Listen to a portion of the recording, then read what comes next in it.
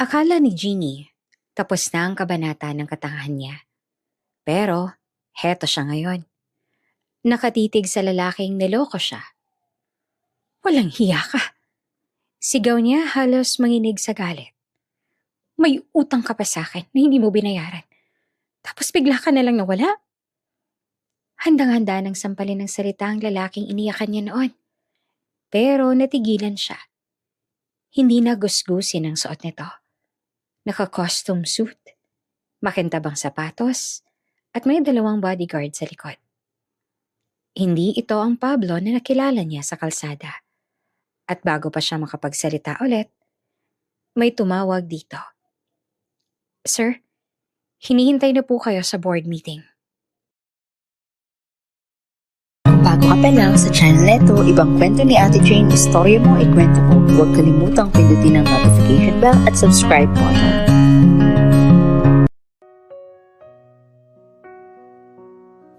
Mahabang araw ni Jenny.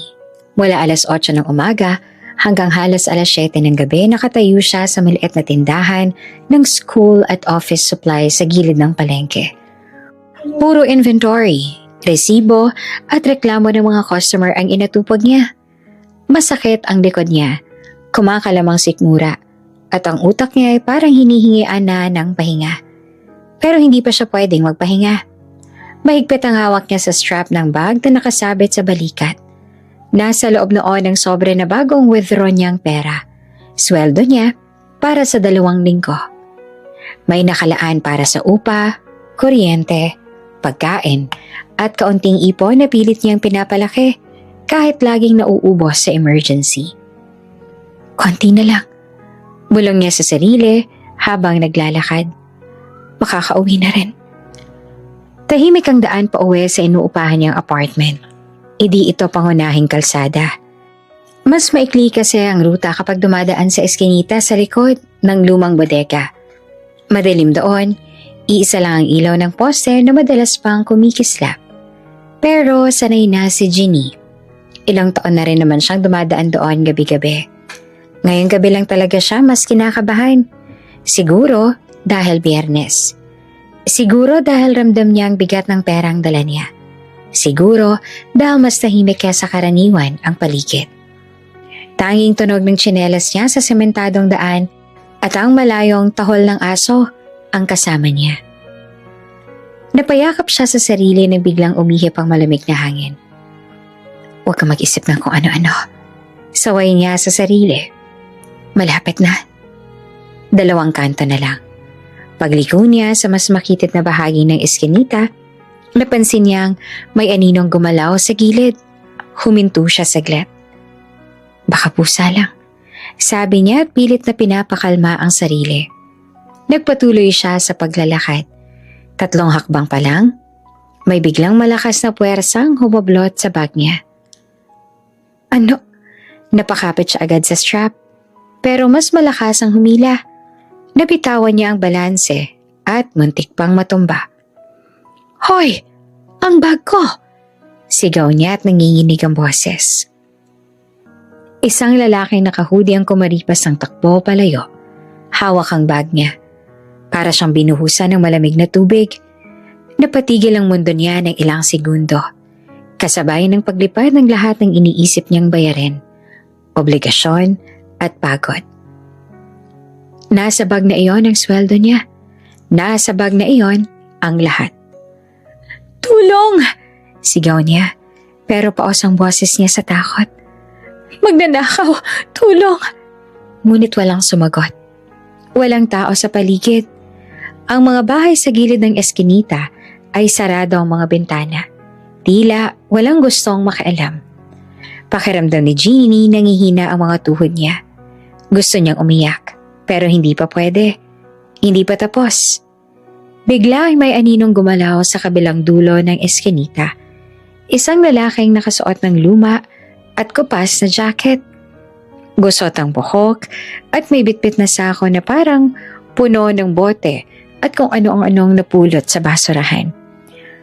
Mukha siyang pulubi. Saglit siyang napahinto nang marinig ang sigaw ni Jenny. Lumingon siya sa direksyon ng tumatakbong snatcher. Tapos kay Ginny na halos mawalan na ng pag-asa. Nagtagpo ang mga mata nila. Kuya, pag ko po. Halos pakiusap na sigaw ni Ginny. Nangingilid ang luha. Nandoon po ang sweldo ko. Walang sinabi ang lalaki. Pero sa isang iglap, ibinagsak niya ang sako sa gilid ng daan at kumaripas ang takbo. Diretso, mabilis, parang sanay sa habulan. Hindi naman makapaniwala si Ginny. Nakatayo lang siya roon, hawak ang dibdib niya. Habang pinapanood ang dalawang aninong, unti-unting lumiliit sa dilim ng eskinita. Naririnig pa niya ang yabag nila. Unay malayo, tapos mas lalong lumalayo. Diyos ko, bulong niya. Sana mahabol niya. Lumipas ang 1 minuto, parang 1 oras. Nanginginig ang kamay niya habang yakap ang sarili. Hindi niya alam kung uuwi na ba siya o maghihintay. Paano kung sinaksak ang lalaki? Paano kung may kasama ang snatcher? Kasalanan ko ba to? Bakit kasi dito pa ako dumaan?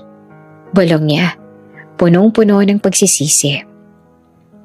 Maya-maya, may narinig siyang mabilis na yabag pabalik. Napalingon siya. Mula sa dilim ay may isang lalaking pasuray-suray na papalapit. Hingal na hingal. Gusot ang buhok, may bahid ng dumi ang pisngi. At hawak-hawak niya ang bag ni Ginny. Nanlaki ang mga mata niya. Bag ko! Lumapit ang lalaki at halos nakayuko sa paghingal. May galos ang braso niya at may punit ang manggas ng jacket. Inabutan ko, sabi niya, naputol-putol ang hininga. Nahulog nung nadala siya sa kanto. Inabot niya ang bag. Mabilis itong kinuha ni Ginny at agad na binuksan. Nanginginig ang mga daliri niya habang hinahanap ang sobre. Nandoon pa, buong buo. Napaupo siya sa gilid ng kalsada at napahawak sa bibig habang tuluyang pumatak ang luha niya. Salamat po. Halos hindi niya na masabi sa sobrang ginawa. Akala ko wala na ako. Hindi ko alam magagawin ko. Tahimik ang lalaki. Nakatayo ilang hakbangang layo. Halatang pagod na pagod. Halos hindi na rin makatingin ng diretso. Ngayon niya lang siya napagmasdan ng maayos. Payat, maitim sa araw. May mumunting pilat sa mukha. Pero kakaiba ang mga mata. Malinaw. Tahimik at parang sanay sa hirap. Nasaktan po ba kayo? Tanong ni Ginny at napansin ang galos. May dugo po sa braso ninyo. Okay lang to. Sagot niya naman agad. Parang sanay nang masaktan. Mabutit nakuha mo na yung bag mo. Hindi lang po bag to. Nangilid ulit ang luha ni Ginny. Buhay ko na po ang halos laman nito. Sandaling katahimikan. Sa unang pagkakataon, ngumiti ng bahagya ang lalaki. Pagod ng ngiti, pero totoo. Ingatan mo na sa susunod, sabi niya. At doon, sa madilim na eskinita, sa gabing muntik nang magwasak ng mundo ni Ginny, unang nagtagpo ang landas niya at ng lalaking magpapabago ng takbo ng buhay niya. Isang estrangherong mukhang pulube, pero may pusong mas mayaman kesa sa inaakala ng sino man. Hindi agad makapagsalita si Ginny. Naupo pa rin siya sa gilid ng eskinita. Yakap ang bag na parang nanalo siya sa loto. Nanginginig ang mga kamay niya. Hindi niya alam kung dahil ba sa takot o dahil sa sobrang ginhawa na hindi siya nawala ng pera. Sa harap niya nakatayo si Pablo. Hingal na hingal. Halos mapaupo rin. May galos ang braso at may maliit na gasgas sa noo na parang tumama sa pader o sa lupa. Punit ang manggas ng jacket niya. Tapos, may dumi pa sa tuhod. Kuya, grabe, sabi ni Ginny na halos mapulong. Hindi ko alam paano ako magpapasalamat. Tumango lamang si Pablo. Parang normal lang ginawa niya. Parang araw-araw niyang hinahabol ang mga magnanakaw. Okay ka lang ba? Ulit ni Ginny. Mas malinaw na ngayon. Nasaktan ka. May dugo ka. Gasgas lang to. Sagot naman niya, sabay puna sa braso gamit ang palad. Sanay na ako. Sanay na? Napakunot noo si Ginny. Pero hindi muna niya inusisa. Mas importante ngayon na nasa kanya na ulit ang bag niya. Binuksan niya ulit para lang makasiguro ng pangatlong beses. Hinanap niya ang sobre. Nandun pa rin. Kompleto, kahit ang maliit na barya sa side pocket, nandoon din.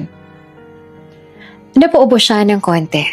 Tapos, tumawa na may halong iyak. Thank you, Lord. Bulong niya. Tapos, napatingin kay Pablo. Kuya, salamat ah. As in, salamat talaga. Hindi siya sanay na umiyak sa harap ng ibang tao. Pero ngayon, hindi niya mapigilan. Parang bumuhos lahat ng stress niya sa loob ng 1 minuto.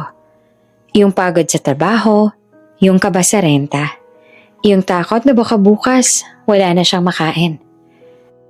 At kung hindi dahil sa estrangherong ito, wala na siyang panghahawakan. Anong pangalan mo? Tanong ni Ginny at sinisinghot ang sipon niya. Nahihiya siya pero hindi niya tinago. Ako si Ginny. Sandali namang nag-isip ang lalaki. Parang hindi sanay na may nagtatanong ng pangalan. Tapos, mahina siyang sumagot. Pablo. Pablo. Ulit pa ni Ginny na parang minimemorya. Kuya Pablo, kung hindi dahil sa'yo, ewan ko na lang. Sinubukan niyang tumayo. Medyo nangalay ang tuhod niya sa pagkakaupo. Pero kinaya. Nakatayo na sila pareho sa gitna ng eskinita. Sa ilalim ng kumikislap na ilaw ng poste na parang laging malapit masira. Tumingin si Ginny sa paligid. Sa kanya biglang na-realize kung gaano kadelikado ang lugar. Kung gaano siya kadaling na target. Kung gaano siya kaisa. Dito ka ba nakatira? Tanong niya bigla. Napatingin sa mga gilid na puro saradong gate at pader. Napangiti si Pablo ng konti. Pero hindi masaya. Parang alam mo na nangiti. Kung saan abutan, sagot niya. Minsan, dyan sa may bodega. Minsan, sa terminal. Basta may masisilungan. Parang may kumurot sa dibdib ni Ginny. Hindi siya mayaman. Simple lang siyang empleyada. May sarili nga siyang problema. Araw-araw. Pero iba pa rin yung maririnig mo mismo na may taong gano'n ang buhay. Walang uuwian. Walang siguradong tulugan. May sugat ka at gutom ka na siguro. Sabi ni Ginny. Mabilis ang tingin niya sa mukha ni Pablo. Maputla ito at halatang ilang araw nang kulang sa tulog. Kumain tayo? Agad naman na umiling si Pablo.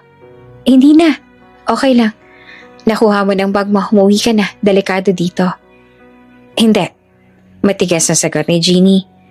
Hindi ako papayag. Kahit lugaw lang. Kahit ano. Ang laki kaya ng ginawa mo. At saka gusto ko rin magpasalamat ng maayos. Tumahimik si Pablo. Tumingin siya sa bag ni Ginny. Tapos sa mukha nito. Parang nagdadalawang isip. Baka naman isipin mo na nanlalamang ako. Sabi ni Pablo na mababa ang boses. Baka sabihin mo, kaya ako ginagawa to para sa pagkain. Hindi ko inisip yun. Sagot ni Ginny agad. Kung ganun ka, edi sana kinuha mo na rin yung pera. Pero binalik mo lahat. Buo pa. Kaya please lang, Kuya Pablo. Libre ko na. May sandaling katahimikan ulit. Narinig nila ang tricycle sa malayo. Pati yung usok ng tambucho na dumaan sa kanto. Sa loob ng eskinita, parang mas malamig bigla. Tapos, bumuntong hininga si Pablo. Sige, sabi niya at parang sumuko. Pero mabilis lang ha. Napangiti si Ginny. Oo, mabilis lang. Malapit lang yung karinderya sa may kanto. Magkasabay silang naglakad palabas ng eskinita. Si Ginny, hawak na hawak ang bag. Si Pablo nakasunod sa gilid. Parang laging ready umiwas sa gulo. Pagdating nila sa mas maliwanag na parte ng kalsada, doon lang medyo nakahinga si Ginny ng maayos. May mga tao na rin na isang tindera ng fishbowl. Ilang estudyante naglalakad at isang guard sa tapat ng saradong tindahan. Dito, sabi ni Jeanette. Itinuro ang maliit na karinderyang bukas pa. May ilaw na fluorescent at may amoy ng pritong isda at sinangag. Sa totoo lang, hindi naman to sosyal. Pero para kay Jeannie, ito ang safe. Umupo sila sa isang mesa na may plastic na mantel. Kumuha si Jeannie ng tissue at inabot kay Pablo. Punasan mo muna, sabi niya. May dugo pa dito. Tinanggap naman ni Pablo. Medyo mailap pa rin ang tingin. Pinunasan niya ang sugat sa braso. Tapos tumingala sandali na parang nahihiya. Anong gusto mo? Tanong ni Jeannie. May adobo, may giniling, may sabaw. Kahit ano lang. Sagot naman ni Pablo. Kahit lugaw, okay na. Hindi, kumain ka ng maayos. Sabi ni Jeannie na parang ate mode na. Tumayo siya at lumapit sa counter. Ate, pakiserve nga po ng 2 ulam, 1 adobo at 1 gulay tapos 2 kanin at tubig na rin. Pagbalik niya sa mesa, napansin niyang nakatingin si Pablo sa paligid. Hindi siya parang tourist. Parang taong sanay na kailangang maging alerto kahit na kumakain. Kuya Pablo, sabi ni Jeannie habang nag-aayos ng buhok. Salamat ulit ha. Hindi lang dahil sa bag, kundi dahil hindi mo ako iniwan. Ang daming tao pero parang wala namang gustong tumulong kanina. Ganyan talaga, sagot ni Pablo ng diretsyo. Minsan, takot lang din sila. Minsan, wala silang pake.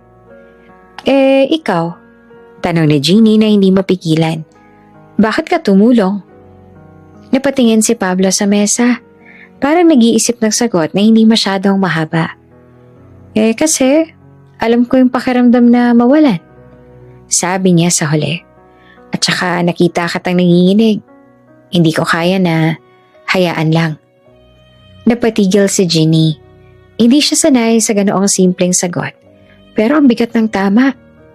Dumating ang pagkain. Mainit ang kanin, may sabaw ng sinigang na free, at may adobong malasa. Habang kumakain si Pablo, doon lang napansin ni Jeannie kung gaano na siyang kagutom. Ang bilis niyang sumubo, pero hindi bastos. Parang pinipigilan na niya ang sarili na lamunin lahat. At habang pinagmamasdan siya ni Jeannie, mas lumilinaw sa kanya ang unang impression. Mabait si Pablo, pero halatang pagod na pagod sa buhay. Yung klase ng pagod na hindi lang dahil sa trabaho, kundi dahil sa araw-araw na survival. Hindi niya alam kung anong kwento nito. Hindi niya rin alam kung bakit may ganoong kabutihan ang isang taong mukhang walang-wala. Pero sa gabi yon, habang humuhupa ang takot niya at napapalitan ng pasasalamat, may isang bagay na dahan-dahang nabubuo sa loob ni Jeannie. Isang maliit na tiwala. At minsan, sapat na ang maliit na tiwala para magsimula ang mas malaking pagbabago. Tahimik silang kumakain sa karinderya, pero hindi awkward ang katahimikan. May tunog ng kutsara sa plato, mahinang usapan ng ibang customers, at radyo sa kusina na nagpapatugtog ng lumang love song. Paminsan-minsan, palihim na tinitingnan ni Jeannie si Pablo. Maayos naman siyang kumain, hindi dugyot, hindi bastos, tahimik lang, pero halatang gutom na gutom. Yung tipong hindi lang isang meal ang kulang, parang ilang araw. Dahan-dahan lang, sabi ni Jeanette kalahating biro. Walang aagaw. Bahagya namang napangiti si Pablo. Pasensya na, matagal na rin kasi mula nang huling kain ko ng ganito. Ganito? Tanong ni Jeannie. Karinderya lang to ah. Masarap na to, sagot niya ng diretsyo. Para sa akin. May kung ano namang kumirot sa dibdib ni Jeannie ulit. Uminom muna siya ng tubig bago naglakas loob na magtanong. Kuya Pablo, kanina sabi mo kung saan ka lang abutan natutulog? Wala ka ba talagang inuuwian? Umiling si Pablo, nakatingin sa plato. Wala. Kakadating ko lang dito sa Maynila, mga ilang linggo pa lang. Galing kang probinsya? Tanong niya. Oo. Saan? Sandaling natigilan si Pablo. Parang nag-isip kung sasagutin ba. Sa may bandang Bicol, sabi niya sa huli. Maikli at parang ayaw nang palawakin. May pamilya ka doon? Hindi naman agad sumagot si Pablo. Sumubo muna siya at ngumanga. Tapos siya ka nagsalita. Meron, pero matagal na kami hindi nagkikita. Napansin naman ni Jenny na laging maikli ang sagot niya kapag tungkol sa pamilya. Parang may tinatago o ayaw balikan. Bakit ka napunta dito? Tanong ni Jenny. Mas mahinahon ang tono. Hindi biro ang Maynila, lalo na kung wala kang kakilala. Nagpuna si Pablo ng bibig gamit ang tissue. Naghahanap ako ng trabaho. Sagot niya. Kahit na ano. Construction, helper, tagabuhat, basta may kita. May nahanap ka na? Umiling siya. Puro tatawagan ka na lang eh. Hanggang ngayon wala pa rin naman. Saan ka natutulog? Kahit saan na may masisilungan. Sabi niya na parang normal lang. Minsan doon sa may terminal. Minsan naman sa gilid ng simbahan. Minsan sa may saradong tindahan kapag kagabi. Napahigpit ang hawak ni Jenny sa basa niya. Hindi niya ma-imagine na gano'n ang buhay. Walang siguradong tulog. Laging alerto, laging may kaba. Pero kasabay ng awa, may sumisingit na pag-aalinlangan sa isip niya. Paano kung nagsisinungaling siya? Paano kung may masamang balak? Hindi naman niya kilala ang lalaking to. Isang gabi lang silang nagkita. Oo, tinulungan siya. Oo, binalik ang bag. Pero, sapat na ba yun para magtiwala agad? May mga kaibigan ka ba dito? Tanong niya. Medyo maingat na. Wala, sagot ni Pablo. Wala akong kakilala rito. Tumango si Jenny, pero tahimik ang utak niya. Nasa Maynila ka, walang kakilala, walang tirahan, walang trabaho. Delikado, para sa kanya at para sa ibang tao. Pasensya na, ang dami kong tanong. Sabi niya at pilit nang umiti. Nag-aalala lang din kasi ako. Alam mo na, mahirap ang buhay ngayon. Okay lang? Sagot ni Pablo. Sanay naman ako sa tanong. May bahid iyon ng lungkot, pero hindi reklamo. Parang tanggap niya na lagi siyang kailangang magpaliwanag kung bakit siya ganito. Natapos nang kumain si Pablo, pero hindi siya agad tumayo. Parang may gustong sabihin pero nagdadalawang isip. Jenny, sabi niya unang beses siyang binanggit ang pangalan nito. Napatingin siya. Oh? Pwede ba ako magtanong? Sige lang. Tahimik muna si Pablo, tumingin sa labas ang karinderya kung saan may dumadaang jeep at ilang tao na naglalakad pa uwi.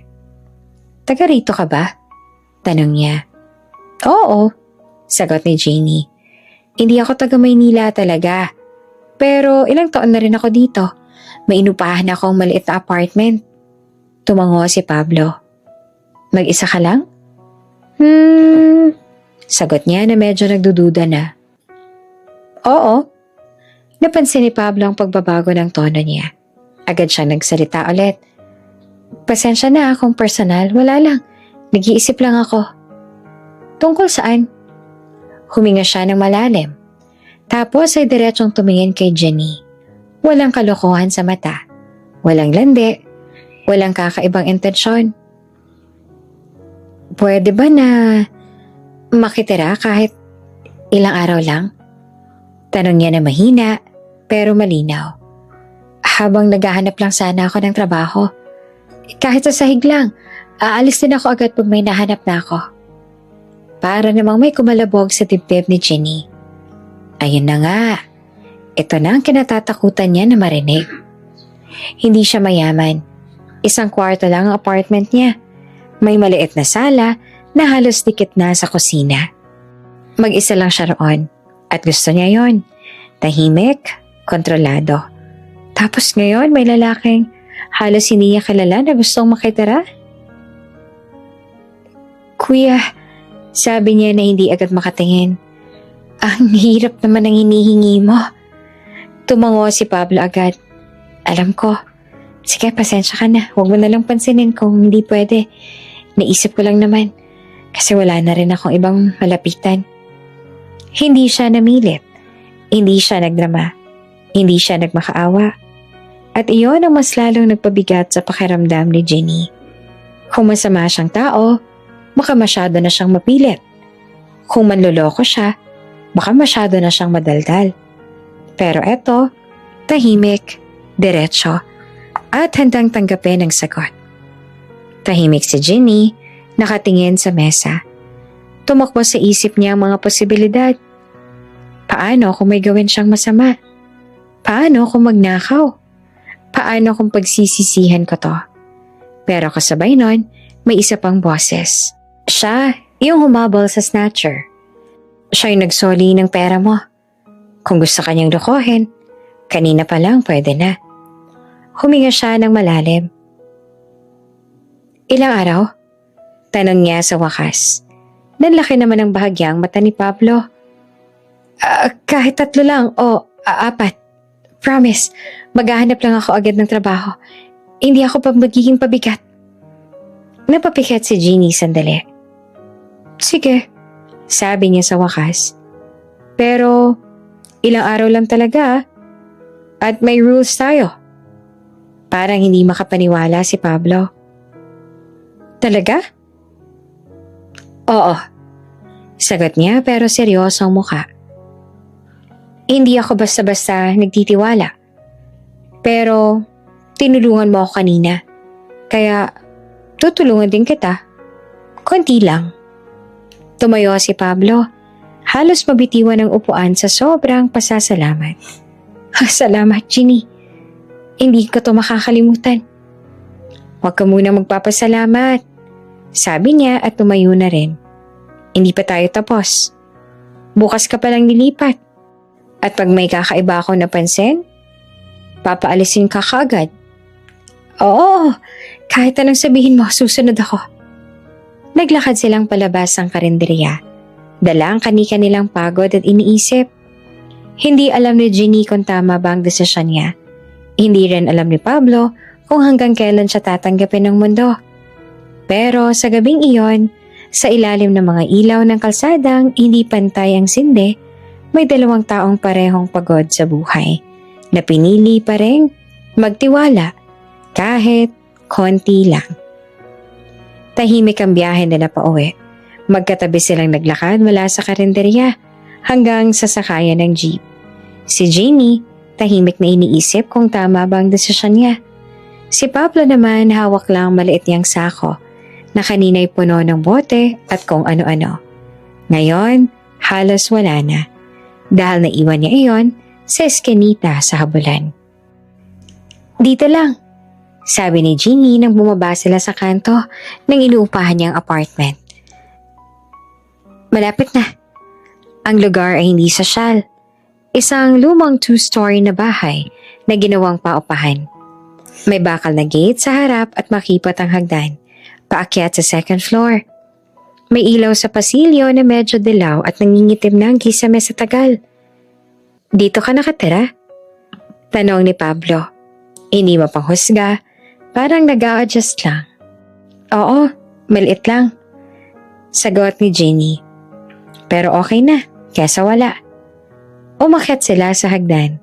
Habang naglalakad, pakiramdam ni Jenny mas malakas ang tibok ng puso niya kesa kanina sa eskinita.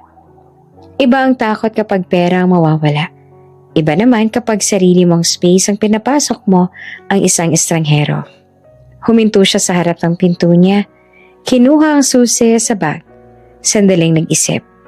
Huli na para umatras, sabi ng isip niya. Binuksan niya ang pinto. Bumungad ang maliit na sala, nakasya ang lumang sofa, maliit na mesa at electric fan sa sulok. Sa kaliwa, may kortinang naghihiwalay sa kama niya. Sa kanan, maliit na kusina na may isang kalan at lababo. Pasok, sabi niya. Pumasok si Pablo na parang takot makatapa kung saan-saan. Dahan-dahan, parang bisita sa bahay ng mayaman, kahit simple lamang ang lugar.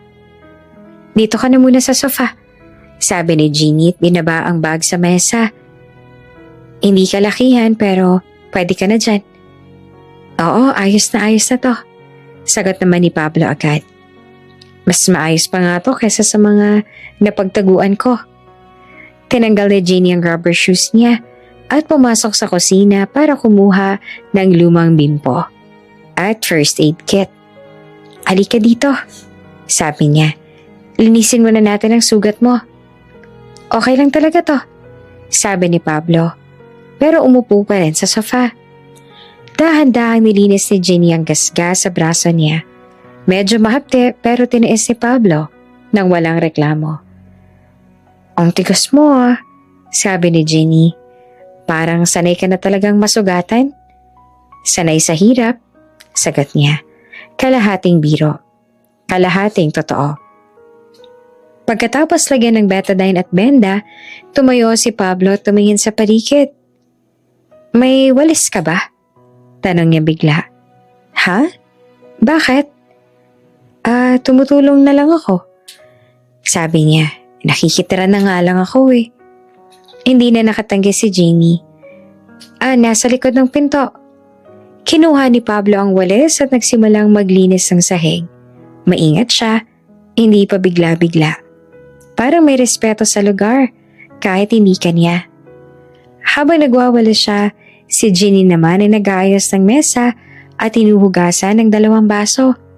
Paminsan-minsan, napapatingin siya kay Pablo. Ibang-iba ang itsura niya ngayon kumpara kanina sa eskinita. Oo, gusot pa rin ang buhok at luma ang damit. Pero may kakaibang maayos na galaw. Hindi siya burara, hindi siya pabigat. Parang sanay sa gawaing bahay. Kuya Pablo, tawag ni Jeannie at nakasandal sa lababo. May sasabihin ako ha? Oo naman, sagot niya tumigil sa pagwawalis. May rules tayo. Tumango siya agad. Sige, ano yan? Una, sa sofa ka lang. Dito ako natutulog sa loob, kaya respetuhan lang ng space. Oo naman, syempre. Pangalawa, maayos na asal. Walang magdadala ng kung sino-sino dito. At kung may lakad ka, sabihin mo lang.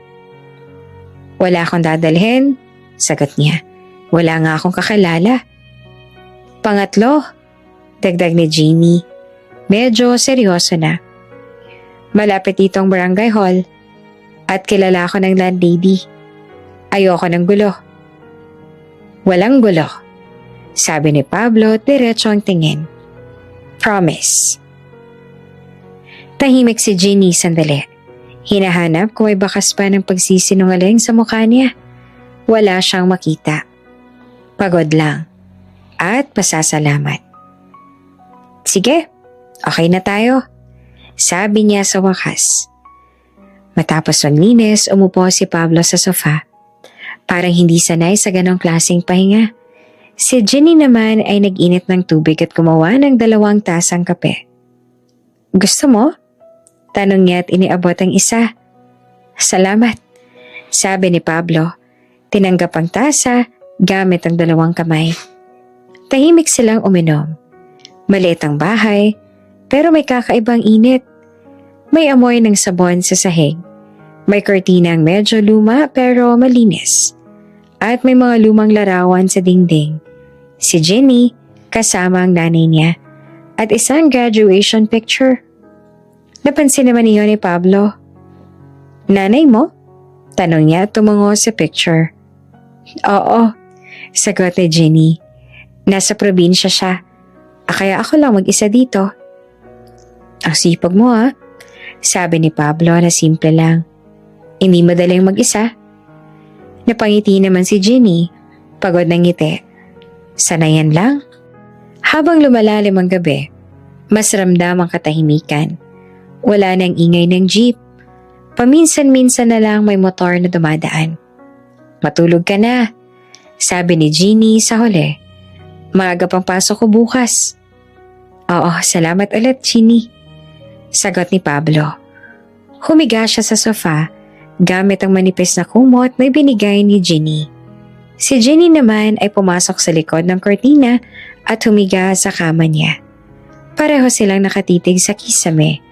Magkaibang parte ng maliit na bahay, pero parehong gising pa ang isip. Si Jenny, iniisip kung tama ba ang ginawa niya. Kung anong klaseng tao ba talaga tong si Pablo. Si Pablo naman, tahimik na nakatitig sa dilim. Parang may mabigat na iniisip na hindi niya masabi. Sa unang gabi nilang magkasama, sa ilalim ng iisang bubong, wala pang kasiguraduhan ng lahat. Pero may isang bagay na pareho nila. Pareho silang pagod at pareho silang may dalang problema na mas mabigat pa kaysa sa kayang sabihin ng mga salita.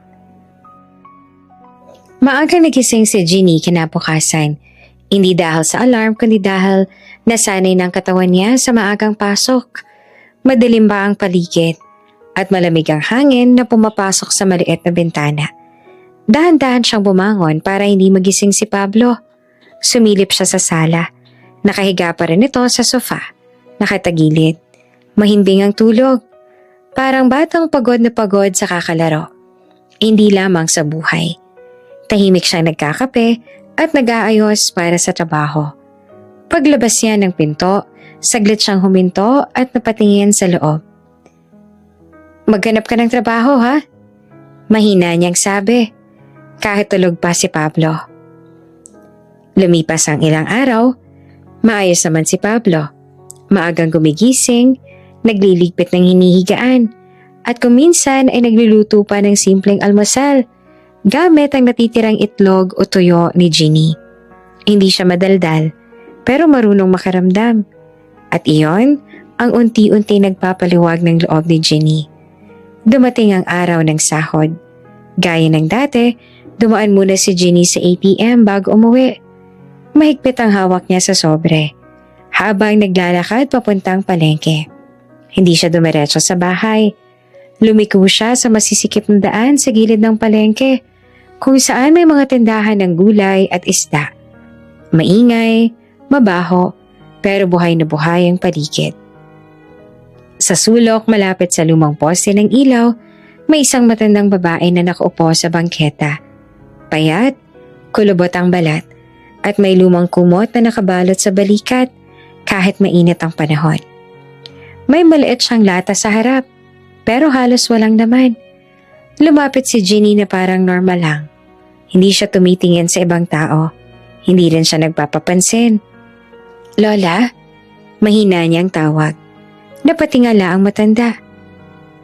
Ay, iha pala."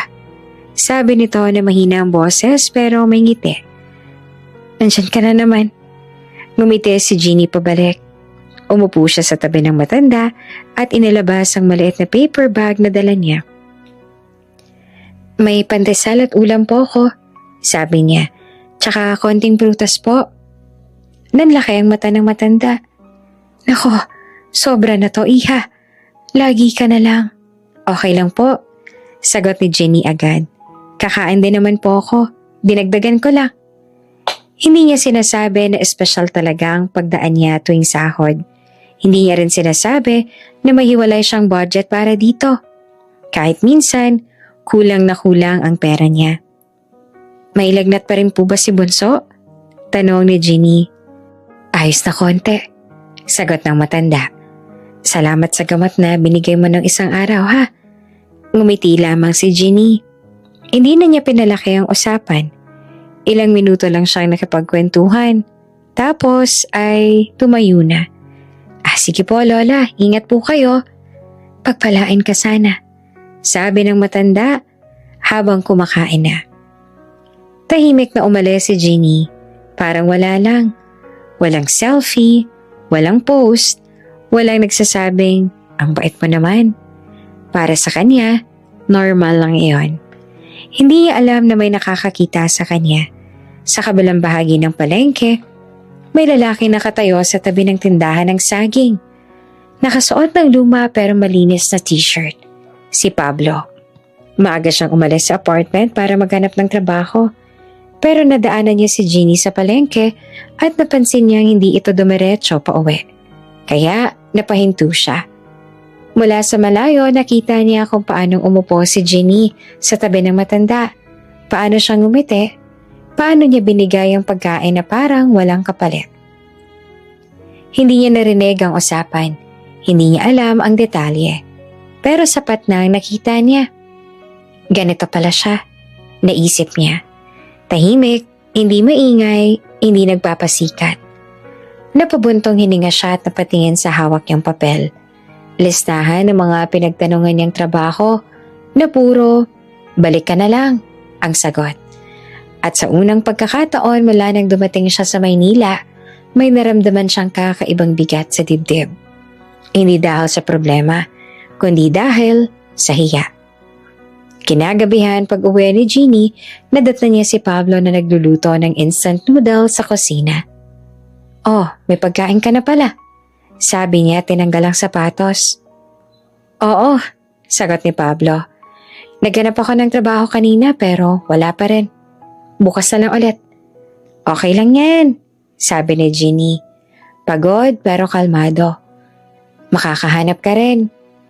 Habang kumakain sila, napansin ni Ginny na parang may gustong sabihin si Pablo. "May problema?" tanong niya. Umiling si Pablo. "Wala. Napansin ko lang. Pagod ka lagi pero parang di ka nagrereklamo." Napangiti si Ginny. Wala naman kasi mangyayari kung puro reklamo lang." Tahimik ulit. Hindi sinabi ni Pablo na nakita niya ito sa palengke. Hindi niya tinanong kung bakit ginawa ni Ginny iyon kahit kapos din ito. Pero sa isip niya, malinaw ang isang bagay. Ang babaeng tumulong sa kanya nang walang kasiguraduhan ay siya ring babaeng tumulong sa iba kahit walang nakakakita. At doon pa lang, tahimik niyang inamin sa sarili. Mabuti ang puso ni Ginny. Mas mabuti pa kesa sa kaya niyang tumbasan sa ngayon. Ilang araw nang lumipas mula nang makitira si Pablo kay Ginny. Maaga siyang umaalis tuwing umaga. Dala ang lumang envelope na may kopya ng ID at isang perasong papel na may listahan ng mga pinagtanungan niya ng trabaho. Pagod siyang umuwi gabi-gabi, pero hindi nawawala ang salamat at pasensya na sa bawat galaw. Isang gabi, nadatnan niya si Ginny na nakaupo sa sofa. Hawak ang papel at nakayuko. "Wala pa rin?" tanong ni Ginny habang naghuhubad ng sapatos. Umiling si Pablo. "May isang construction site na pwede sana kaso kailangan daw may medical at NBI clearance." "Eh di kumuha ka," sabi ni Ginny ng diretso. Yun na nga eh." Nagkamot siya ng ulo. "May bayad kasi. Pamasahe pa papunta sa office. Kulang ng pera ko." Tumahimik si Ginny. Kinuha niyang pitaka sa bag at umupo sa tapat niya. Magkano bang kailangan mo?" Di naman malaki," sagot ni Pablo agad. Parang nahihiya. "Kahit mga 500 para pamasahe at pang process." 500. Para sa iba, maliit. Para kay Ginny, 2 araw niya ng budget yon. Pero naaalala niya ang eskinita, ang pagtakbo, ang pagbabalik ng bag. Sige, sabay niyang kuha ng pera. "Pero utang to ha, pag may trabaho ka na bayaran mo." "Oo naman," sagot naman ni Pablo agad. Tinanggap ang pera na parang mabigat. "Babayaran ko to, promise." Hindi na nagtanong pa si Ginny. Sa isip niya, investment iyon sa future ni Pablo. Kung makakuha ito ng trabaho, makakatayo na sa sariling paa. At baka ilang araw na lang, makalipat na rin ito. Kinabukasan, maagang umalis si Pablo. Hindi siya dumiretso sa sinabing office. Sa halip ay napadpad siya sa palengke. Nasa sulok pa rin ang matandang babae. Nakaupo sa bangketa. Katabi nito ang 2 batang payat. Parehong nakaupo sa karton. Isang babae na siguro anak ng matanda ang nakatayo sa gilid. Mukhang pagod at walang tulog. Lumapit si Pablo, hawak ang perang bigay ni Ginny. "Lola?" Mahina niyang tawag. Napatingin ng matanda. Ay, ikaw pala. Sabi nito. Yung kasama ng mabait na dalaga minsan. Tumango si Pablo. Umupo siya sa tabi nila at nilabas ang pera. Pambili niyo ng pagkain. Sabi niya at inabot ang kalahati ng hiniram niya. At pambili na rin ng gamot kung kailangan. Nanlaki ang mata ng babae sa tabi. Hindi po. Hindi namin pwedeng tanggapin to. Pwede. Sabi ni Pablo at mahina pero matatag. May tumulong din sa akin. Pinapasa ko lang. Hindi niya sinabi na wala pa siyang trabaho. Hindi niya sinabi na utang ang pera. Tumingin siya sa dalawang bata na ngayon ay nakatingin sa kanya na parang hindi naman makapaniwala. Kumain kayo, ha? Huwag niyong pababayaan ang sarili ninyo. Ah, salamat. Bulong ng matanda. Halos maiyak. Ang dami niyong mabubuting tao. Ngumiti lamang si Pablo, pero may kurot sa dibdib niya. May natira pa siyang pera. Sakto lang para sa pamasahe pa uwi at isang murang tinapay. Habang naglalakad siya palabas ng palengke, kinuha niya ang papel na may listahan ng applyan sana. Napatingin siya roon. Bukas na lang ulit, sabi niya sa sarili. Mas mabigat sa kanya na may batang magugutom kesa sa isang araw na hindi siya makapag-apply. Kinagabihan, pag-uwi niya sa apartment, nadatnan niya si Jenny na naglalabas sa banyo. Oh, kamusta? Tanong nito. Okay, sagot ni Pablo at pilit ng umiti. Nakapag-inquire ko. Kailangan lang talaga kumpletuhin yung requirements. May schedule ka na? Tanong ni Jenny. Bukas pa. Sagot niya naman agad. Hindi niya kayang tumingin ng diretso sa mata ni Jenny. Hindi dahil sa takot, kundi dahil sa konsensya. Habang nagsasampay ng damit si Jenny sa loob ng bahay, si Pablo naman ay tahimik na nagwawalis sa sahig. Mas tahimik kesa dati. Salamat nga pala ulit sa pera, ha? Sabi niya at hindi tumitingin. Hindi ko to makakalimutan. Basta bayaran mo pag kaya mo na. Sagot ni Jenny. Walang bahid ng duda. Ayoko lang na masanay ka na manghiram. Oo naman, sabi niya. Pero sa loob niya may pangako siyang mas malinaw pa kaysa sa kahit anong salita. Babayaran ko siya. Lahat ng to. Balang araw. Hindi alam ni Jenny na ang perang inutang para sa requirements ay napunta sa kumakalam na sikmura ng ibang tao. At hindi naman alam ni Pablo kung tama bang ginagawa niya. Pero para sa kanya, sa mundong puno ng kakulangan, may mga sandaling kailangang unahin ng mas nangangailangan. Kahit sarili mo ang maiwan. Mahimbing ang tulog ni Jenny. Sa kabilang bahagi ng maliit na apartment, nakahiga si Pablo sa sofa. Nakatitig sa kisame. Bukas ang electric fan, umiikot ng mabagal. Pero hindi sapat para patahimikin ang isip niya. Hindi siya inaantok. Sa tuwing tahimik ang paligid, bumabalik ang mga alaala na pilit niyang tinatakasan. Maliwanag ang mga ilaw sa malaking bahay. Marble ang sahig. Malamig sa paa. Mataas ang kisame. May chandelier sa gitna. May mahabang hapagkainan na kayang upuan ng 10 tao. Kahit madalas, 2 lang naman ang kumakain. Pablo, diretso ka sa kwarto mo pagkatapos kumain. Sabi ng matandang babae na laging nakaperlas at mahigpit ang tingin. Ang lola niya. Opo, lola. Sagot naman ng batang Pablo noon. Mga 7 o 8 taong gulang.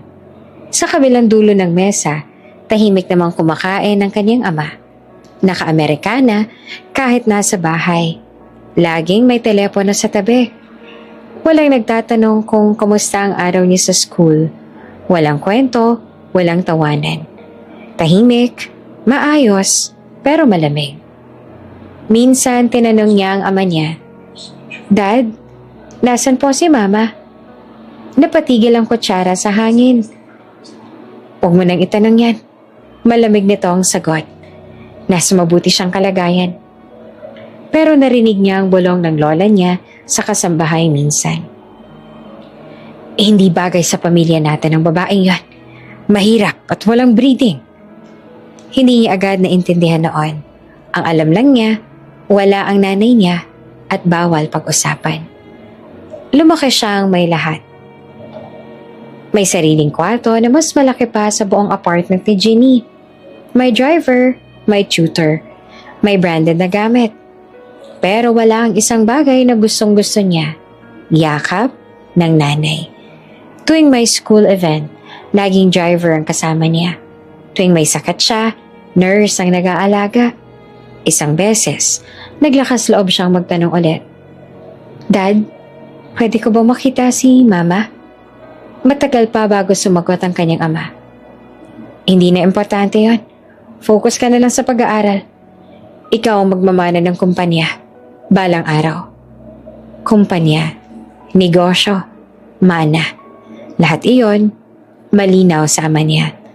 Pero para kay Pablo, may kulang pa rin. High school na siya nang minsang may narinig siyang usapan. Nasa study room ang ama niya, kausap ang abogado. Hindi ko dapat kinuha ang bata doon. Sabi ng ama niya na pagod ang boses. Pero ayokong lumaki siya sa hirap. Tama naman po, sagot ng abogado. Pero may karapatan pa rin ng ina.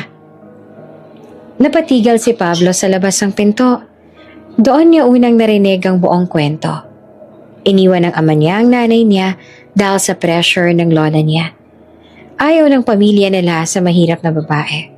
Pero kinuha siya, ang anak, para hindi masayang ang dugo ng pamilya. Dugo, apelido, yon ang mahalaga at hindi ang puso. Simula noon nagbago si Pablo. Tahimik pa rin siya sa bahay, pero sa loob niya ay may apoy na. Nagsimula siyang magtanong sa mga lumang empleyado, sa driver, sa matandang yaya na matagal na sa bahay, hanggang sa may nagbulong sa kanya ng isang lugar. Doon daw nakatira ang mama mo, sabi ng yaya. Takot na baka marinig ng iba, pero huwag mong sasabihin na ako nagsabi sa'yo. Hindi niya makalimutan ang gabing yon. Nakatayo siya sa harap ng salamin sa kwarto niya. Nakasuot ng mamahaling damit, pero pakiramdam niya ay bihag siya. Hindi pwedeng ganito lang. Bulong niya sa sarili. Isang madaling araw, umalis siya. Walang bodyguard, walang driver. May dala siyang kaunting cash na naipon niya mula sa allowance at isang backpack na may ilang damit. Hindi niya sinabi sa ama niya. Hindi niya sinabi kahit na kanino. Sa unang pagkakataon sa buhay niya, siya mismo ang nagdesisyon para sa sarili niya. Akala niya madali. Akala niya pag may pera ka, kaya mo lahat. Pero nang maubos ang dala niyang cash, kakabiyahe at kakahanap, doon niya naintindihan ang mundong hindi niya kilala. Walang tumitingin sa apelyido mo sa kalsada. Walang pakialam ang gutom kung sino ang ama mo. Natuto siyang matulog sa kung saan-saan. Natuto siyang magtipid ng pagkain. Natuto siyang magtrabaho ng kung ano-ano kapalit ng kaunting pera. At habang hinahanap niya ang nanay niya, mas nakilala niya ang mga taong matagal nang nabubuhay sa ganoong hirap. Bumalik ang kasalukuyan. Nakatingin si Pablo sa kisame ng apartment ni Ginny.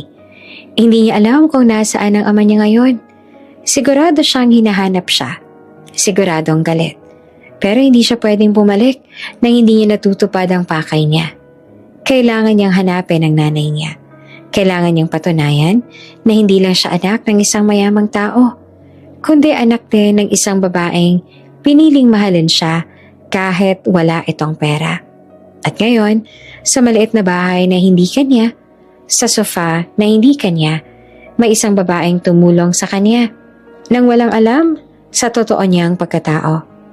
Mas lalo siyang nakaramdam ng hiya dahil ang babaeng yon, si Ginny, ay mas mayaman pa ang puso kaysa sa pamilyang kinalakihan niya.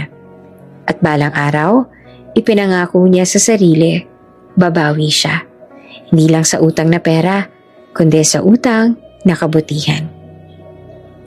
Mas naging natural ang presensya ni Pablo sa bahay ni Ginny habang lumilipas ang mga araw.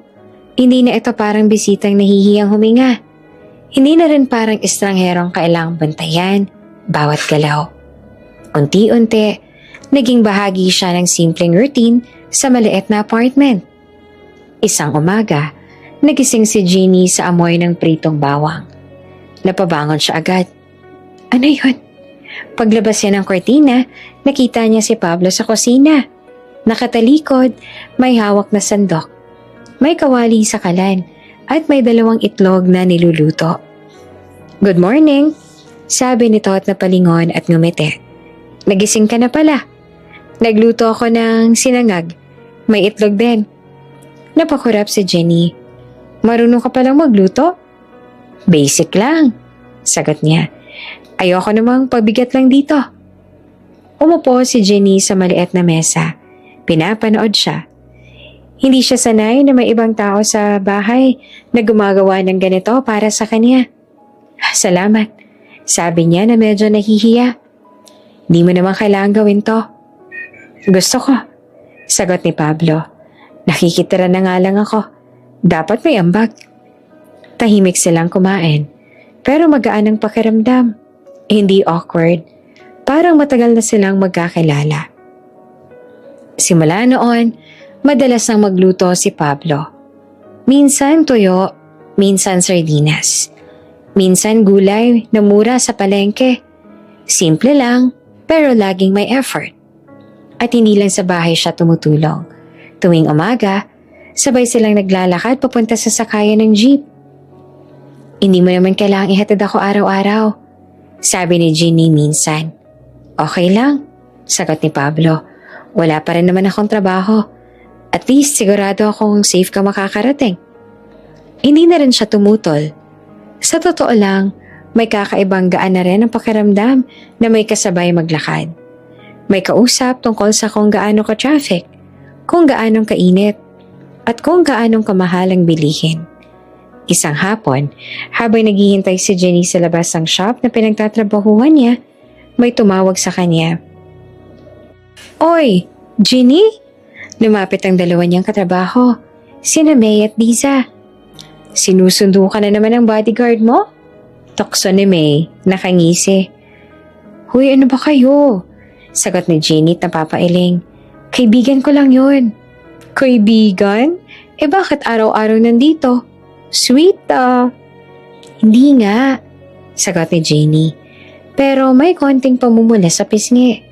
Sa di kalayuan nakatayo si Pablo. Hawak ang lumang bag niya. Tahimik lang na naghihintay. Hindi siya lumalapit hanggat hindi tapos si Jenny. Uy, matino naman ang itsura ha. Pabulong ni May. Tahimik type. Pet ko kaya yan? Hoy, sabi ni Jenny, tinatawanan sila pero halatang nahihiya.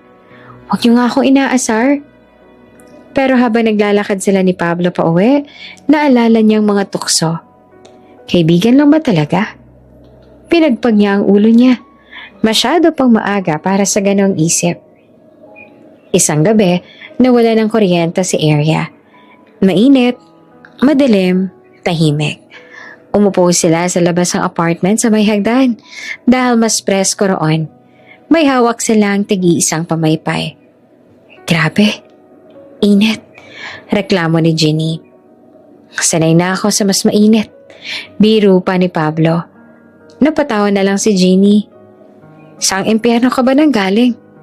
Ngumiti naman si Pablo, pero hindi na sumagot. Sa halip ay tumingin siya sa langit. Maliwanag ang buwan. Jenny, sabi niya maya-maya. Bakit ka ba mabait? Ha? Natawa siya. Ano yan, interview? Hindi, sabi niya. Napansin ko lang. Kahit pagod ka, tumutulong ka pa rin sa iba. Hindi alam ni Jenny na nakita na siya ni Pablo sa palengke dati. Ewan? Sagot niya, tahimik na. Pero siguro kasi alam ko yung pakiramdam na walang tumutulong. Hindi na nagtanong pa si Pablo, pero lalo siyang humanga. Sa mundong kinalakihan niya, tumutulong ang tao kapag may kapalit. Pangalan, koneksyon, imahe. Kay Jenny, walang ganon. Tahimik, totoo. Habang tumatagal, mas nagiging komportable si Jenny. Hindi na siya nagtatago ng gamit sa loob ng kwarto. Hindi na siya nagigising sa konting kalusko sa sala. Natutulog na siya ng mahimbing kahit na may ibang tao sa bahay.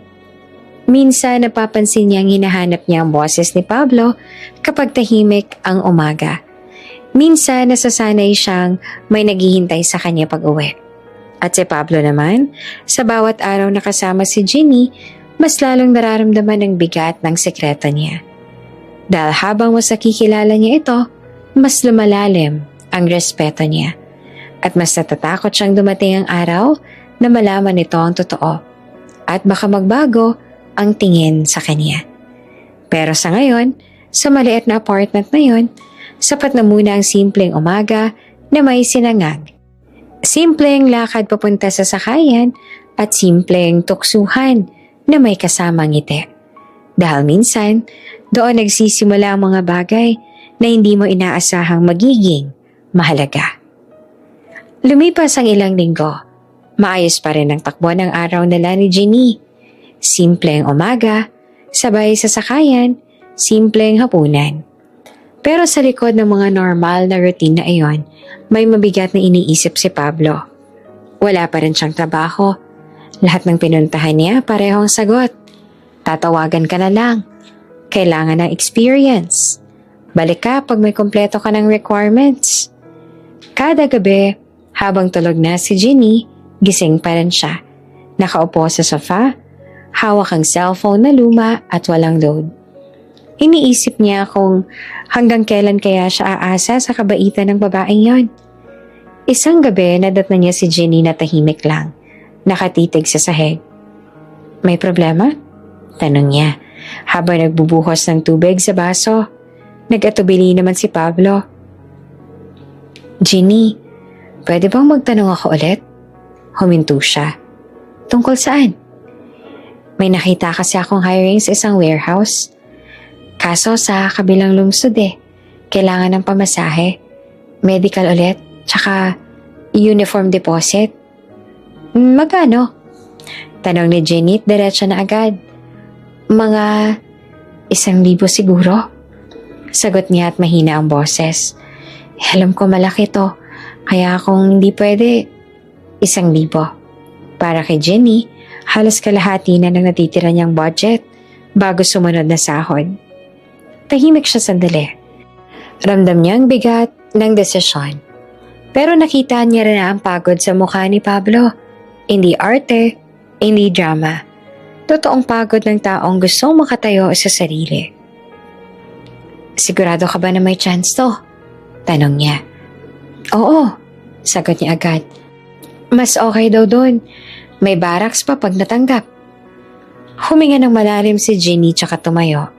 Kinuha niya ang sobre sa loob ng bag niya at binilang ang pera. O eto, sabi niya at inabot ang 1,000. Pero Pablo, huling hiram mo na to Kapag hindi pa rin niya natuloy, hindi ko na kaya ulit. Tinanggap niya iyon na parang mabigat na bato. Salamat, hindi ko alam paano babawi. Magkaroon ka lang ng trabaho, sagot ni Jenny. Yun na yun.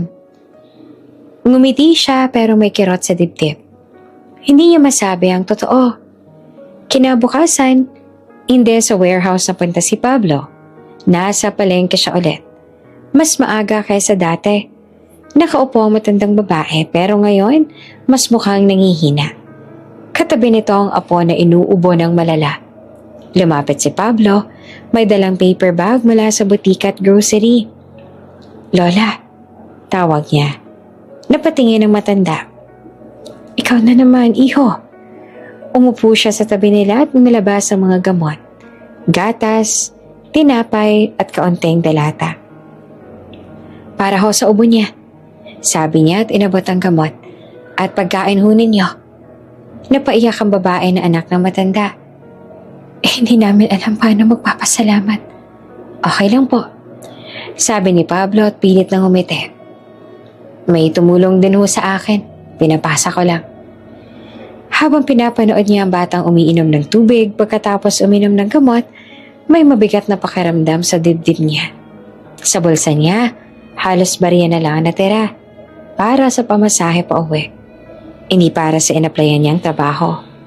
Umupo siya sa gilid, tahimik, naririnig niya ang boses ni Ginny sa isip niya. Huling hiram mo na to. Napapikit siya sandali. Sorry, Ginny. Pag uwi niya ng apartment, nadatan niya si Ginny na nagluluto ng munggo. Oh, ang aga mo? Tanong niya.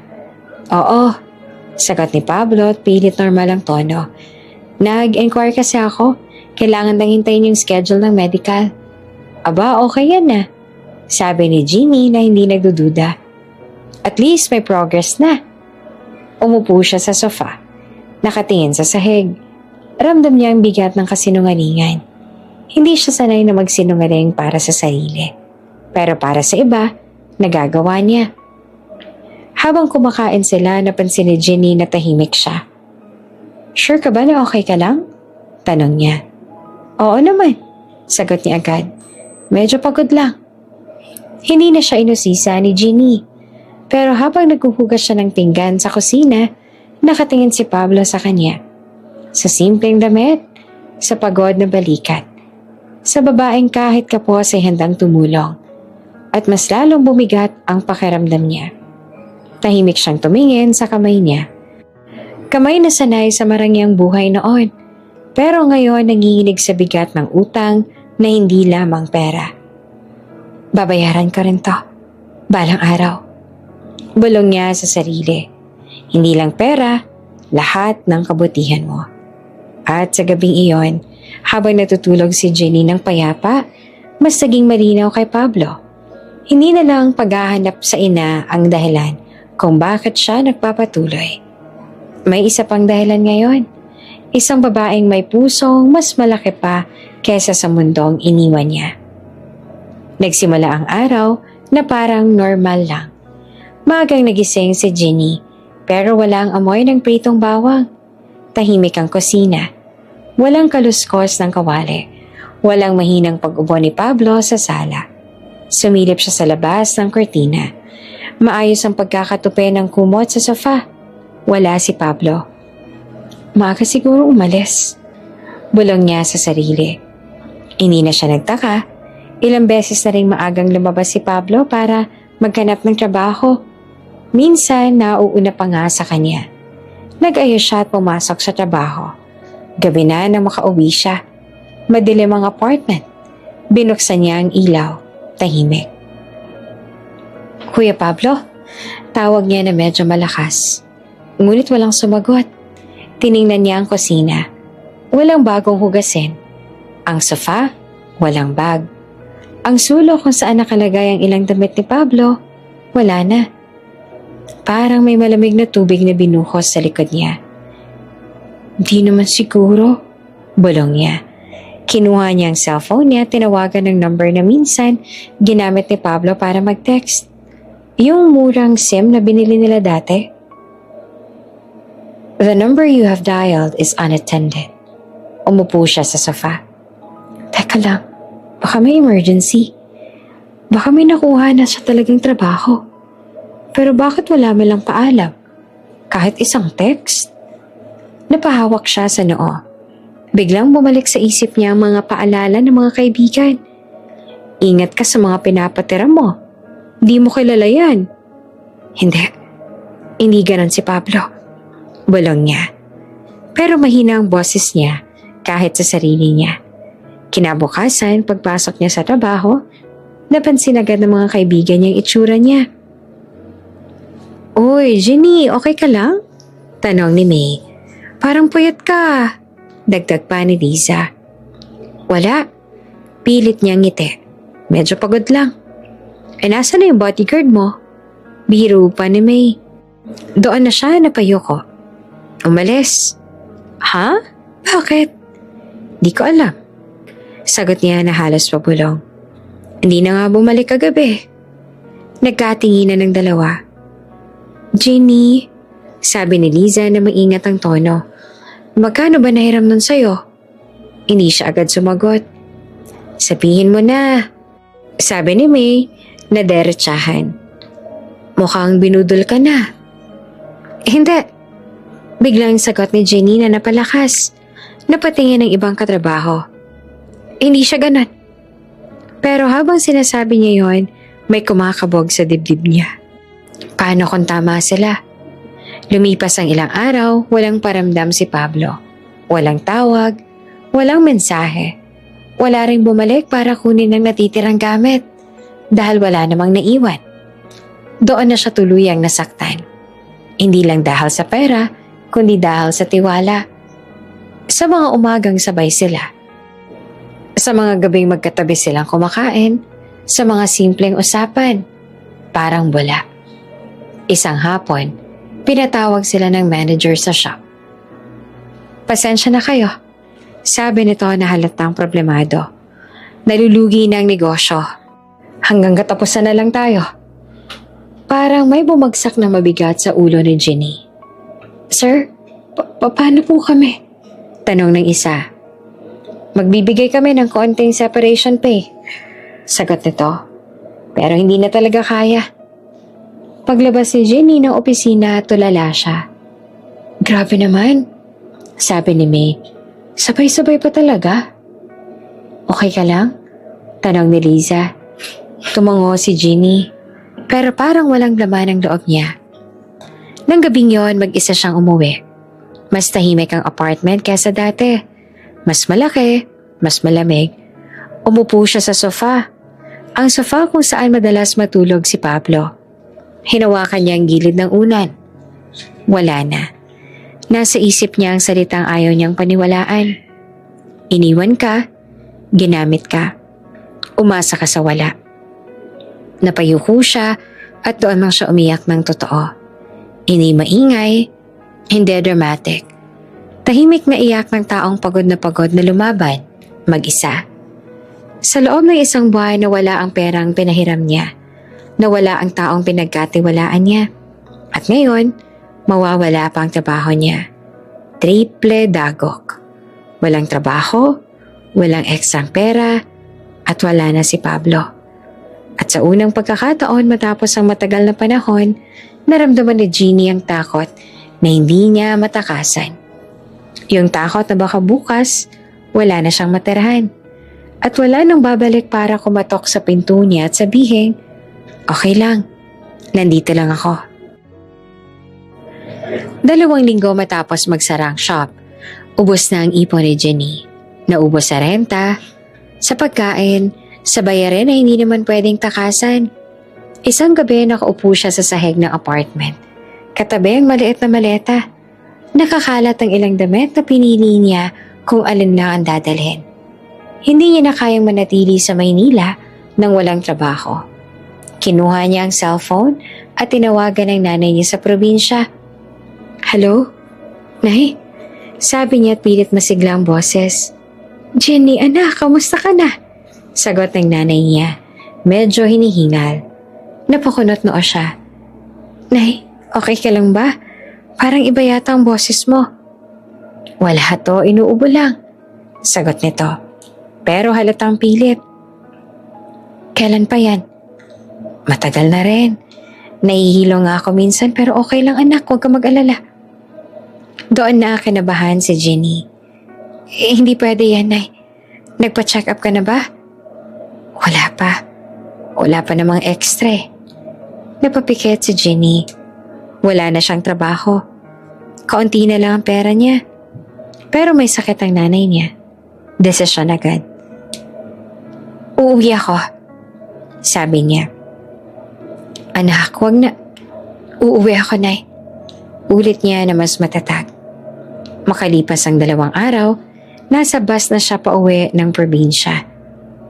Sa bintana, pinapanood niya ang pagpalit ng tanawin. Mula sa gusaling siksikan hanggang sa palayan at bundok. Dala niya ang maliit na maleta at mas mabigat na isip. Hindi niya alam kung anong naghihintay sa kanya. Pero alam niya ang kailangan niya doon.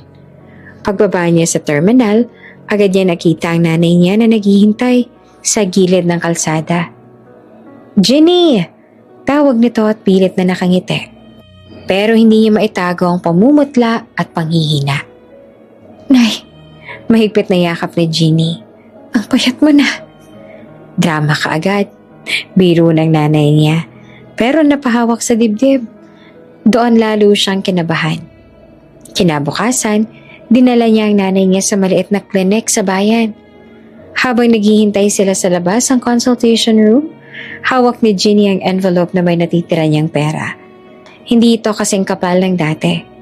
Paglabas ng doktor, seryoso ang mukha. Kakailanganin niya ng tests. Mukha may problema sa baga. Huwag niyo nating pabayaan. Magkano? Iyon lang ang umiikot sa isip ni Jeannie. Doc, pwede bang installment? Mahina niyang tanong. Pwede naman, sagot ng doktor. Pero mas maaga, mas maganda. Tumango siya, pero ramdam niya ang bigat sa dibdib. Sa gabing iyon, nakaupo siya sa labas ng bahay nila. Isang maliit na bahay na gawa sa kahoy at yero. Tahimik ang paligid. May huni ng kuliglig. Nay, maghahanap ako ng trabaho dito, sabi niya. Anak, kagagaling mo lang. Kailangan. Putol niya. Hindi sapat to. Kinabukasan, nag-ikot siya sa bayan, sa palengke, sa munisipyo, sa mga tindahan. May hiring po ba? Kadalasan, iling ang sagot. Wala po. Subukan mo sa kabilang barangay. Balik ka na lang next month. Sa bawat sagot, mas bumibigat ang pakiramdam niya. Pero, hindi siya pwedeng sumuko. Pagdaan niya sa may highway, may nakita siyang malaking tarpaulin sa bakanteng lote na dati palayan. Grand opening. Soon, Luminara Hotel. Now hiring front desk, housekeeping, kitchen staff. Napahinto siya. Hotel? Dito sa bayan? Lumapit siya sa tarpaulin. May nakasulat na contact numbers at address ng temporary office. Kinabahan siya bigla. Hindi siya sanay sa hotel. Wala siyang experience doon. Pero naalala niya ang bill sa klinik. Ang ubo ng nanay niya sa gabi. Ang gamot na kailangang bilhin. Kinuha niya ang cellphone niya at tinawagan ang number. Hello? Luminara Hotel Hiring Office? Sagot ng babae sa kabilang linya. Good afternoon po. Sabi ni Jeannie at kinakabahan. Nagtatanong lang po sana kung tumatanggap po ba kayo ng aplikante? Yes po, walk-in applicants tomorrow, 9 a.m. Parang may liwanag na sumilip sa madilim na isip niya. Sige po, salamat. Pagkababa ng tawag, napahawak siya sa tip-tip niya. Ito na ba yun? Hindi niya alam kung matatanggap pa siya. Hindi niya alam kung kakayanin niya ba ang trabaho. Pero sa unang pagkakataon, matapos ang sunod-sunod na problema, may nakita siyang maliit na pag-asa. Minsan, sapat na ang maliit na pag-asa para bumangon ulit. Maagang dumating si Jenny sa temporary office ng Luminara Hotel. Simple lamang ang suot niya. Malinis na blouse, itim na slacks, at sapatos na medyo luma na pero pinunasan niyang mabuti. Naka-ponytail ang buhok niya at hawak ang folder ng mga dokumento. Marami ring aplikante sa labas. Mas bata pa nga sa kanya. Mas may bihis at may mukhang experience na sa hotel. Huminga siya ng malalim. Para kay nanay. Para sa gamot. Tinawag ang pangalan niya makalipas ang ilang minuto. Jenny Ramos? Opo. Sagot niya sabay pasok sa loob. Maayos naman ang loob ng opisina. Aircon, glass table, may logo ng Luminara sa pader. Umupo siya sa harap ng HR staff na nakatingin. At nakangiti. Maayos naman ang naging interview. Tinanong siya tungkol sa dati niyang trabaho sa shop. Kung marunong ba siyang humawak ng tao at kung kaya ba niya ng shifting schedule. Kaya ko po. Sagot niya sa lahat. Kahit may kaba sa dibdib. Okay, Ms. Ramos. Sabi ng HR. We'll just need final approval from the management. May meeting kasi ngayon ng mga bosses sa main building. Dito lang po ba sila? Tanong niya. Yes, nasa hotel site. Pwede ka maghintay sa lobby kung gusto mo. Tumango si Ginny. Paglabas niya ng opisina, tumingin siya sa bagong tayong hotel sa kabilang kalsada. Malaki ito kumpara sa ibang establishmento sa bayan. Glass ang harap, may uniformed guard sa pinto. Grabe, may ganito na pala dito, naisip niya. Pumasok siya sa lobby. Malamig ang aircon, mabango, makintabang sahig. May chandelier na hindi malang kasing laki ng syudad, pero elegante. Nahihiya siyang umupo sa sofa, pero ginawa niya pa rin.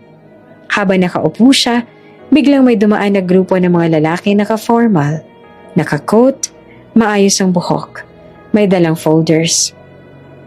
Hindi niya sana papansinin, pero may isang pamilyar na tindig, isang pamilyar na lakad, isang pamilyar na boses. Sir, ready na po ang boardroom? Sabi ng isang staff. Okay, we'll be there. Sagot ng lalaki. Parang huminto naman ang mundo ni Ginny. Dahan-dahan siyang napalingon. At nakita niya siya, si Pablo. Pero hindi yung Pablo na kilala niya.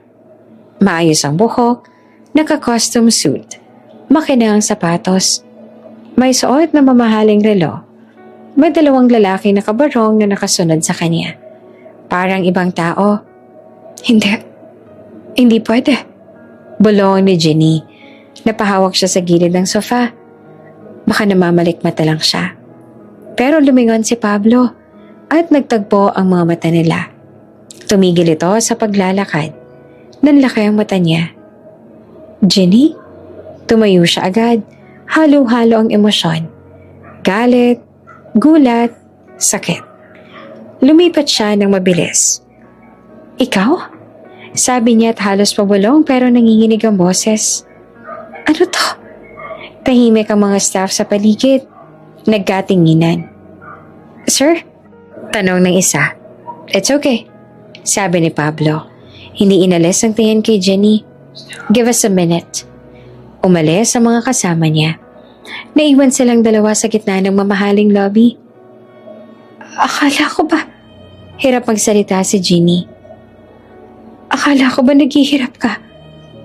Wala ka matulugan. Tapos ngayon, ganito? Ginny, please. Sabi ni Pablo. May utang ka pa sa akin. Bulalas niya na mas malakas na. Tapos bigla ka na lang nawala. Napayo ko si Pablo sandali. Alam ko at hindi ko tinakbuhan yon. Talaga? Mapait na tawa niya. Kasi mukhang hindi ka naman nahihirapan. Huminga ng malalim si Pablo.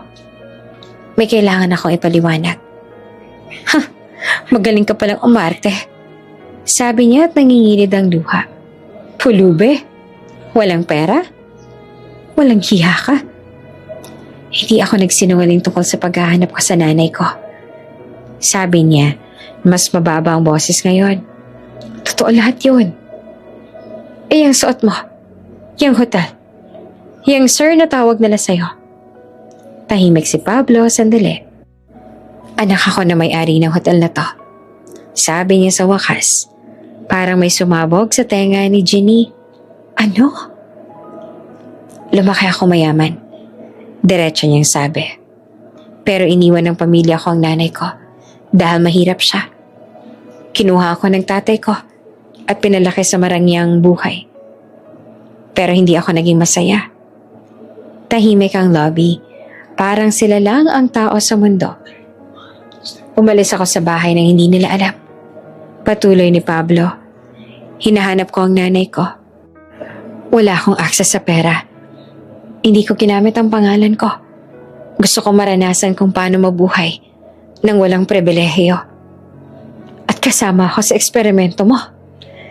Tanong ni Ginny na masakit ang boses. Hindi. Agad niyang sagot. Hindi kita ginamit. Hindi ko inaasahan na makikilala kita. Hindi ko inaasahan na tutulungan mo ako. Bakit ka nawala? Bulong niya.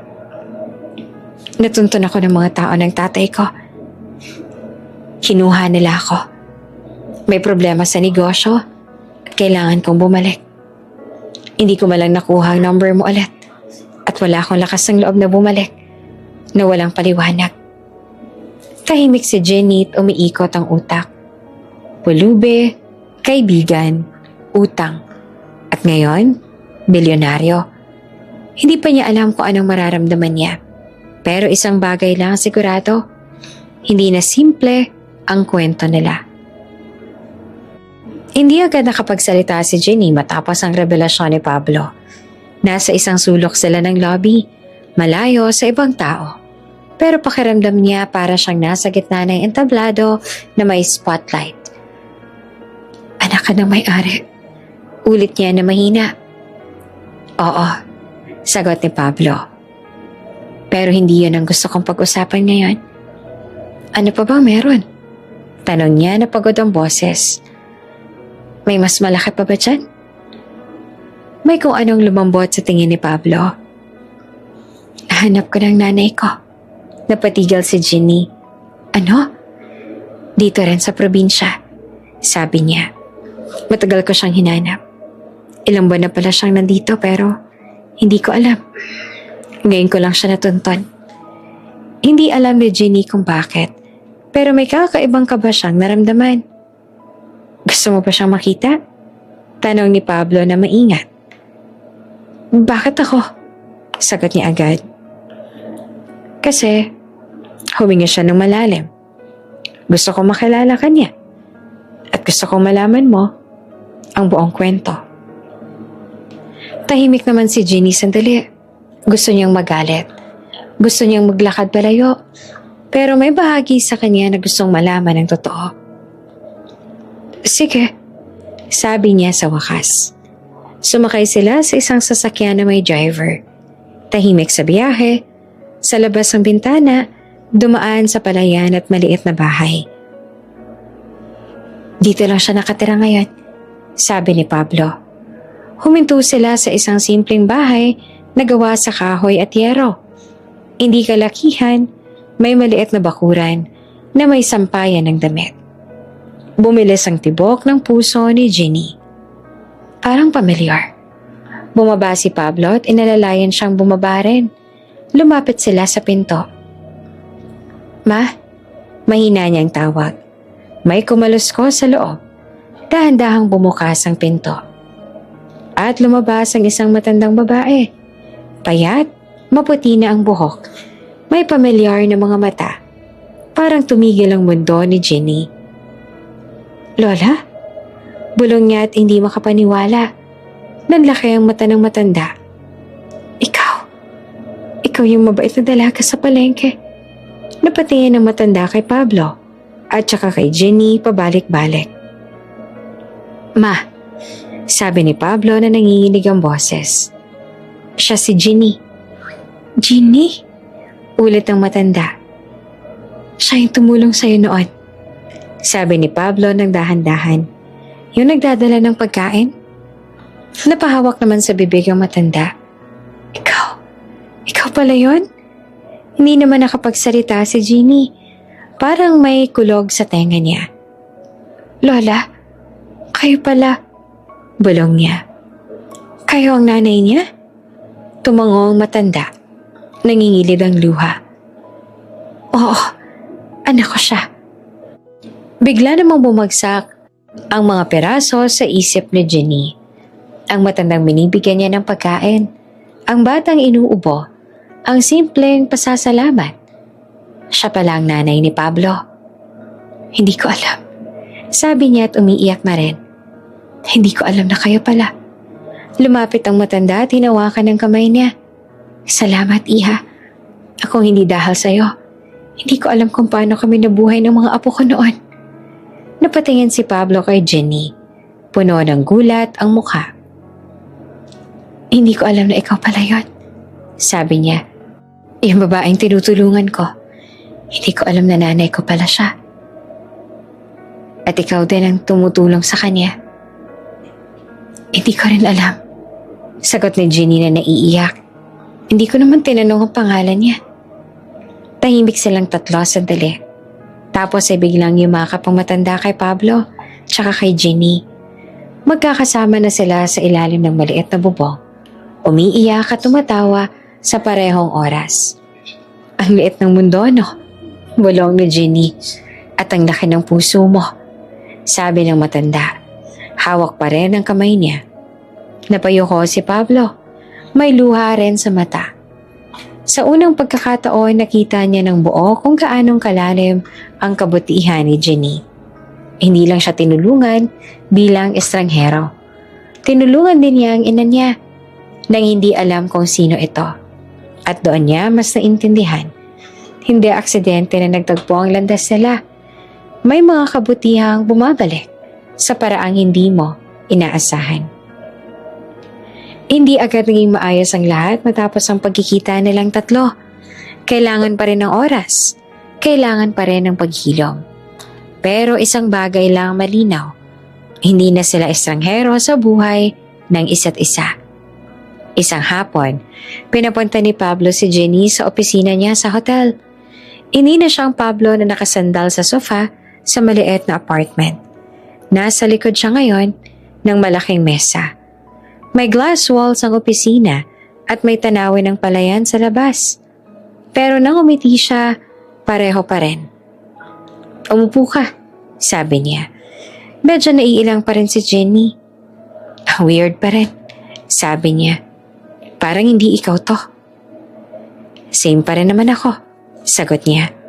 Mas marami lang plancha ang damit. Napangiti siya kahit papaano. Kinuha ni Pablo ang isang envelope mula sa drawer at iniabot sa kanya. Ano to? Utang ko, sabi niya.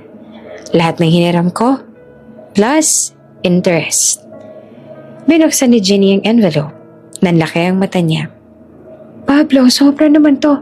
Hindi, putol niya. Kulang pa nga yan kung tutuusin eh. Hindi ko naman ginawa to para bayaran mo ako ng ganitong kalaki. Sabi niya. Alam ko, sagot niya. Kaya nga may dagdag eh. Para sa lahat ng di ko na ipariwanag at sa lahat ng pasakit na naidulot ko. Tahimik si Ginny. Salamat, sabi niya sa huli na mahina. Ilang araw matapos noon, tinawagan siya ng HR ng hotel. Ms. Ramos, approve ng application ninyo. You can start next week as front desk staff. Hindi siya makapaniwala. Talaga po? Yes, may recommendation kasi from management. Alam niya na kung kanino galing iyon. Unang araw niya sa Luminara Hotel, kabatong-kabato siya. Maayos ang uniform, nakaayos ang buhok, at paulit-ulit niyang binabasa ang training notes. Habang inaayos niya ang mga papeles sa reception, may lumapit. Good morning, sabi ni Pablo na nakangiti. Andito ka na naman, sabi niya at nagpipigil humiti. Hotel namin to, sagot niya na kunwari seryoso. Simula noon, madalas na siyang dumaan sa reception. Hindi para mang-istorbo, kundi para kamustahin. Kumain ka na? Hindi ka ba pagod dito? Kaya pa ba ng shift mo? Simple lang, walang pilit, walang drama. Unti-unti, napapansin ni Ginny na hindi na siya naiilang. Hindi na siya galit, hindi na siya takot. Mas nangingibabaw na ang pasasalamat. At kung minsan, kilig. Isang gabi, habang naglalakad sila sa bakuran ng hotel matapos ang shift ni Ginny, huminto si Pablo. Pwede ba katang ligawan? Tanong niya na diretso pero maingat. Napahinto si Ginny. Grabe, formal.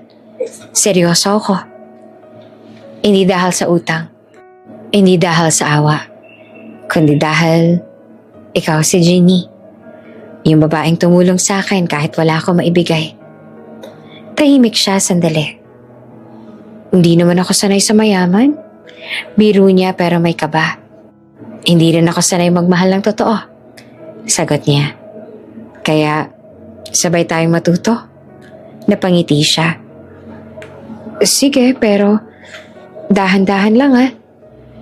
Dahan-dahan. Ulit niya. Samantala, sa malaking bahay sa Maynila, nagkaroon ng seryosong usapan.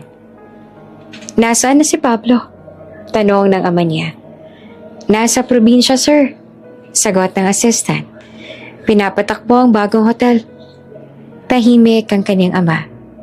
Kasama ang kanyang ina. Dagdag pa. Napahawak ito sa noo. Dapat hindi ko sila pinaghiwalay noon. Bulong niya. Masyado ako nakinig sa nanay ko. Sa unang pagkakataon, hindi negosyo ang laman ng isip niya, kundi pamilya. Gusto ko silang puntahan, sabi niya sa huli. Sa probinsya, habang nagkakape sina Pablo at Jenny sa gilid ng hotel garden, hindi pa nila alam ang pagdating ng susunod na yugto. Pero malinaw na ang direksyon. Hindi na utang ang namamagitan sa kanila. Hindi na sekreto, kundi paghilom, pagbawi, at pag-ibig na dahan-dahang umuusbong, hindi dahil sa pera, kundi dahil sa pusong parehong marunong magmahal. Makalipas ang ilang buwan, ibang-iba na ang takbo ng buhay ni Jenny. Hindi na siya nagigising na may kaba sa dibdib. Hindi na siya natutulog na iniisip kung saan kukuha ng pambayad sa susunod na araw.